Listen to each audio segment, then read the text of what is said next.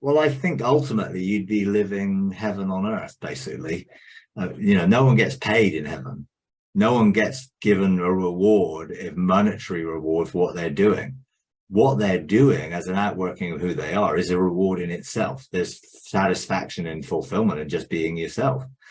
So I think as more and more people discover their identity and move away from the I need more stuff, the materialism of the world, which is driven by the need to have stuff to make you happy, then the whole economy based on profit and greed will begin to collapse, and people will begin to realize that the most important things are well-being, spirit, soul, body, not how much money you've got in the bank or how many things that you've got, which don't really make people happy.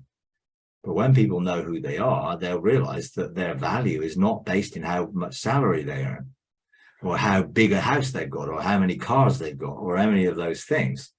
So things change in terms of priorities and values.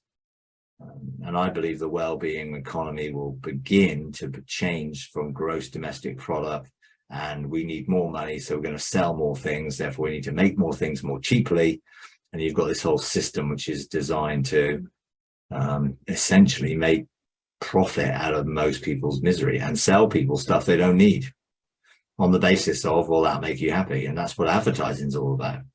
Advertising sells you an illusion that you need this to be happy.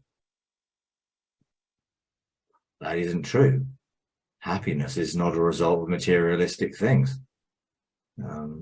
It's not saying we can't have things, but things shouldn't have us. And it's really the motive of our heart in needing things, which is the key. And do we understand and feel and sense the motive of our hearts? What's driving us? Are we driven? Materialism is a driven thing because you need things, otherwise you don't feel good. We should live in love, joy, and peace, which has nothing to do with what we've got. It's to do with who we are, being in Christ and Christ in us. So everything changes really from that perception. But it is not an easy thing to have a lifetime's worth of conditioning and thinking and behavioral things just change overnight. So it is a process of renewing the mind. So we see things differently. We're not pressed into a worldly mold or a religious mold or any other mold. We can just be free to be us. And that's God's intention, really. He wants us to be free to be us, not conditioned or programmed or driven by any externals, but motivated by the internal desire to outwork the purposes of God through who we are.